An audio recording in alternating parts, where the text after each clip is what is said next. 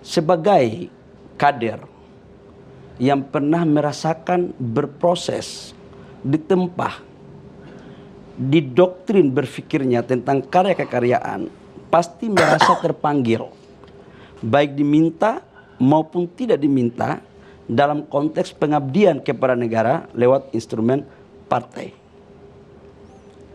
Termasuk saya. Namun, harus juga kita mengerti betul bahwa Partai Golkar ini bukan partai yang baru. Dia mempunyai kaidah, norma, standar, aturan yang disebut dengan mekanisme. Kita tidak bisa berpikir tiba saat tiba akal. Karena itu saya mengatakan bahwa biarkanlah itu berproses secara mekanisme organisasi partai. Di mana mekanisme partai itu ada anggaran dasar, ada anggaran rumah tangga, ada PO, ada institusi-institusi pengambilan keputusan. Norma itulah yang harus menjadi rujukan dalam proses, baik dalam konteks transisi kepemimpinan di internal partai maupun dalam konteks untuk bagaimana merumuskan arah kebijakan partai. Tujuannya hanya satu. Partai Golkar ini, Bung Karni, mohon maaf saya harus mengatakan bahwa ini salah satu partai yang terbesar dan mempunyai pengalaman dalam proses sejarah bangsa. Tertua malah. Tertua malah. Golkar dicanangkan waktu itu sejak zaman Orde Lama, Bung Karno. Lewat kino-kino itu. Kemudian Pak Harto mengeksekusi dan dia berkuasa selama 32 tahun.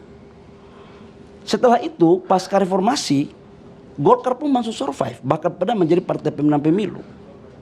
Dalam benak saya sebagai mantan aktivis, bahwa dalam dinamika perkembangan itu saya melihat Golkar sebagai salah satu partai rumah besar bagi seluruh komponen bangsa yang dari latar belakang agama, suku.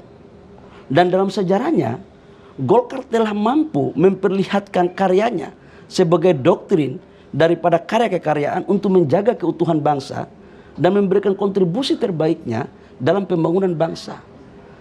Hampir semua kabinet, hampir semua proses pemerintahan, Golkar selalu mewarnai dinamika itu, Bung Karni. Maka tidaklah berlebihan kemudian kalau saya katakan bahwa setiap kader Golkar akan merasa ikut bertanggung jawab dalam rangka bagaimana mempertahankan eksistensi Golkar lewat peningkatan elektabilitas tersebut. Tetapi kita tidak boleh, Pak Karni, asal-asalan, harus lewat mekanisme. Nah, terkait dengan dinamika yang terjadi, munaslup atau tidak munaslup, saya itu bukan orang yang dalam struktur, Pak Karni. Iya, jelas. Saya bukan orang dalam struktur yang tahu untuk melakukan munaslup atau tidak munaslup adalah DPD 1 dan pengurus.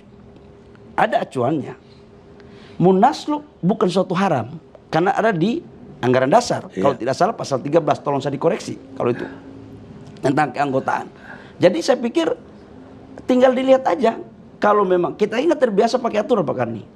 Tidak mungkin kita mau masuk rumah lewat jendela atau pintu belakang. Kita sebagai orang timur tahu etika, tahu adat, tahu menghargai yang punya rumah. Sekalipun kita tahu cara masuk rumah lewat jendela atau lewat pintu belakang, tapi orang tua kita di timur tidak pernah mengajarkan kita itu. Jadi istilah intinya adalah, Pak Karni, mekanisme organisasi harus menjadi acuan dalam pengembangan tersebut.